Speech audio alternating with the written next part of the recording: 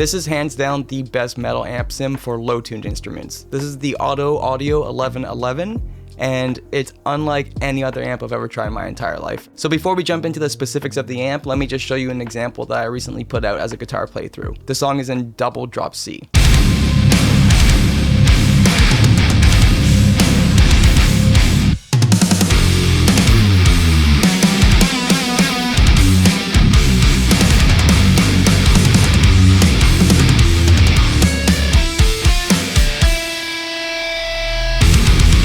What's really cool about it is that it has an option, if you're just jamming, there's a mono to stereo, so it's basically doubling your guitar. So instead of it coming out of the center, it comes out of the left and right.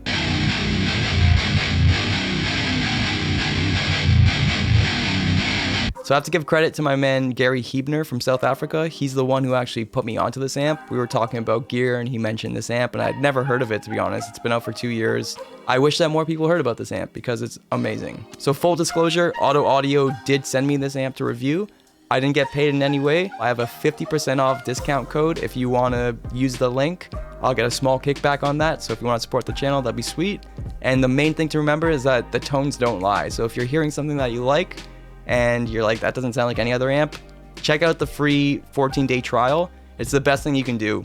Now let's go over the actual features of the amp. I'm gonna go over an example in drop A, or double drop A, on the Squier Bass VI.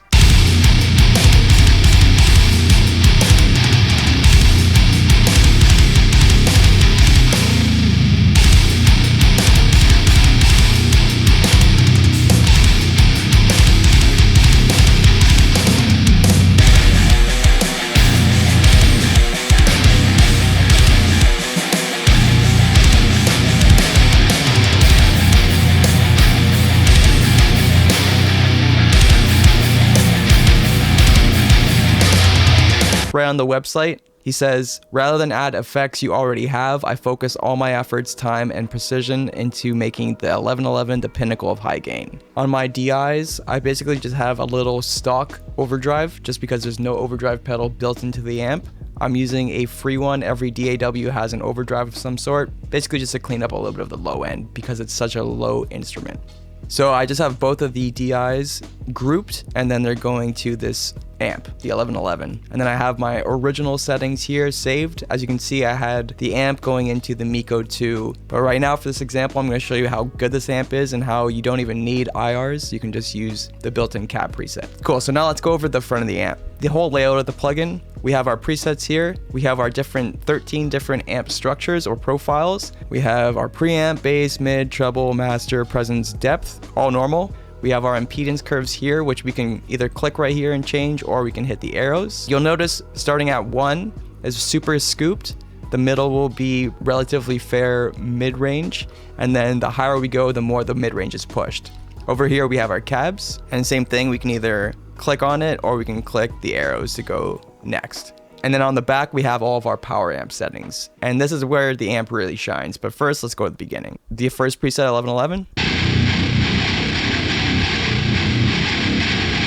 We can either try to use another profile if we don't like that, or we can change the impedance curve so that we get more or less mids. So let's try that first.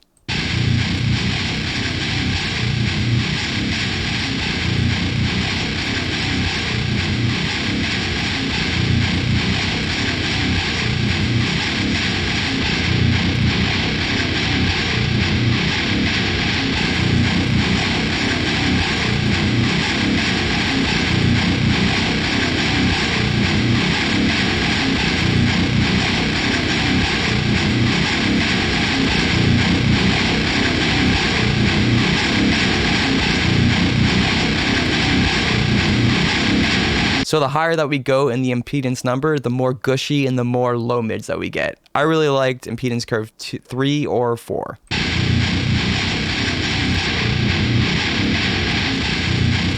I'm gonna stick with 3 for right now. So if we don't like the first structure and we don't like any of the impedance curves with it, we can then go to a next profile. So I'm gonna go through the different amp structures that we have using the exact same impedance curve, just so you can hear how different they really are.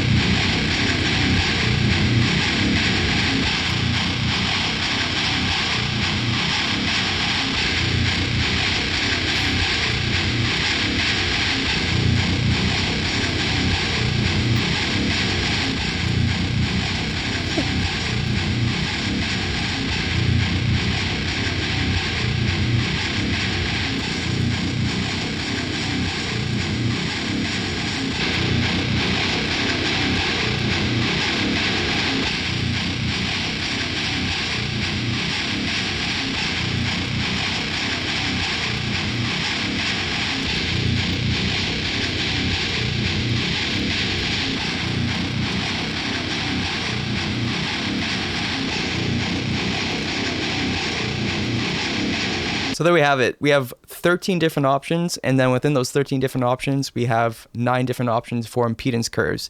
And we haven't even touched the cabinets yet. And although we don't have the option to move the mics around like we do in a lot of other amp sims, they sound great as they are. All 22 of them sound really cool and really different. And the fact that we have that many options and we haven't even touched the back of the amp really makes this amp worth the money already. So I ended up going with the 1111 for my final mix, and then I believe I used Impedance Curve 3. There's also the punch option and the power amp here, so if we don't want to use the power amp at all, we can just see what that sounds like.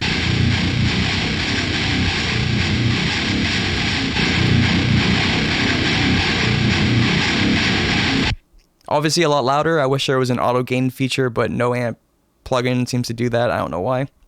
Punch as well.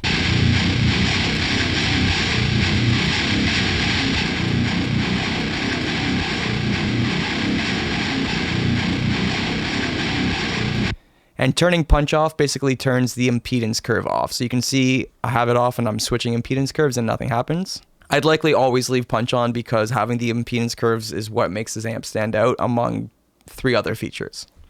So now let's get to the back of the amp. The way to do that is to just click where these tubes are and it brings you to the power amp section. Let's start with the left. So for this specific preset, I have the mod on, and let's listen to the difference.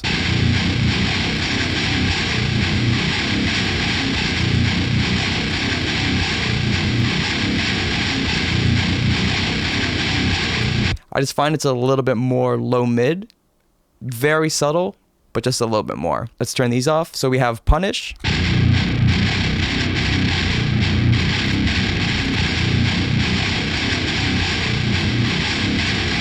It's almost like adding a gain pedal or a boost. And then I would specifically used plus 10 dB, which is almost like another gain pedal or another boost because the Squier Bass 6 is a very low output guitar. It's a very cool guitar and it's very good for handling low tuning, just like this amp, but the output's really low, so let's just boost it a bit.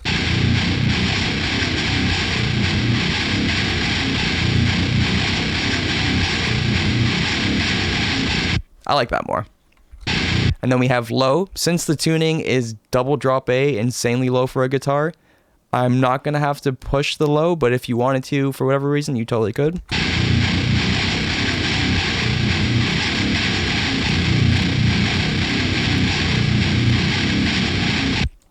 It's an option. It's insane, but it's an option.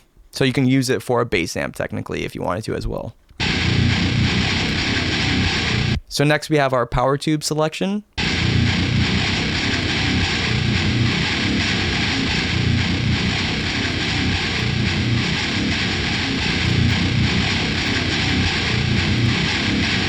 I actually like the EL34 or the KT88 for this specific example.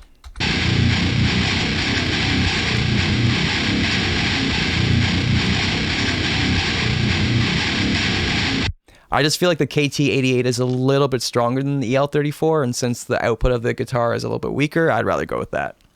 So next we have the bias. It's basically how pushed the tubes are going to be. So if we're biasing it to the left, it's a little bit colder, and we'll have to raise the amplitude because the volume will be lower.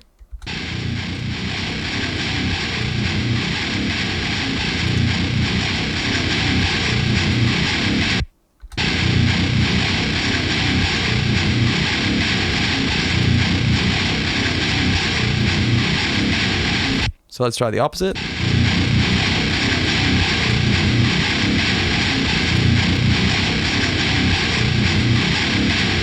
It's actually a little bit too gushy, so I'm gonna go a little bit colder on the bias.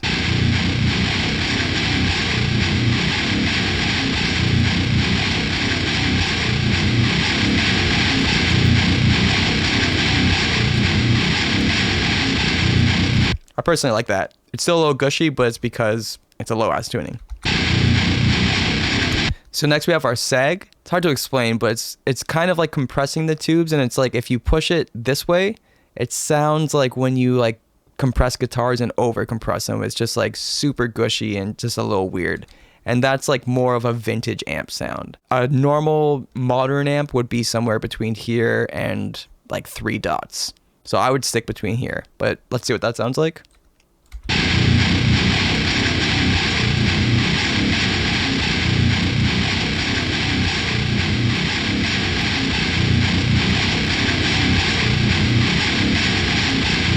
To me, it just sounds like it's compressing it a bit. It's lowering the volume because it sounds like it's compressing it. Basically, all the feedback does, it's like a mix knob for your presence and your depth. So check this out. This is with no feedback, and you'll see when I move the presence and the depth, it's not going to do anything at all. So it's basically like a mix. So if I push it all the way, it'll make 100% difference. Somewhere around 50% would be 50% mix, which is where I ended up sitting for the final mix. And then this is possibly my favorite part of the amp, the power amp at least, the snarl sound. So this is with it completely off. It literally sounds like snarl. It sounds like a monster just like... Rrr.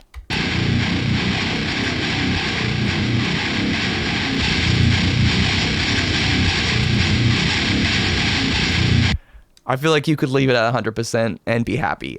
I'm stoked on that. It literally just sounds like presence, but not presence.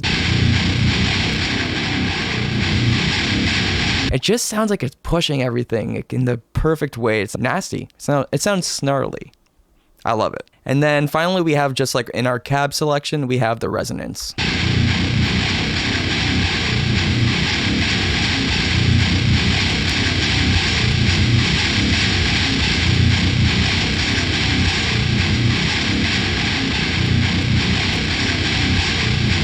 It basically sounds like Snarl Part 2. Like, I don't even know. If you can name, let me know down below if you can think of one amp that has this many features in the power amp alone. I can't think of one. And then I can't also think of one that includes the impedance curve. I can't think of one that's an amp that includes 13 different amps other than like something like STL's amp hub or tone hub or whatever. It's really cool. So if you're still not convinced that this is the amp for you, there's a 14-day trial that they give. I almost guarantee that if you try this out for 14 days, you're going to want it. And you're going to realize how good this amp is. And if you do decide that you want to buy the amp, you can use my coupon code, and it's 50% off the amp and anything store-wide on the website. A little bit of the kickback comes back to me, so if you want to support the channel as well as buying an amazing amp, I suggest it fully.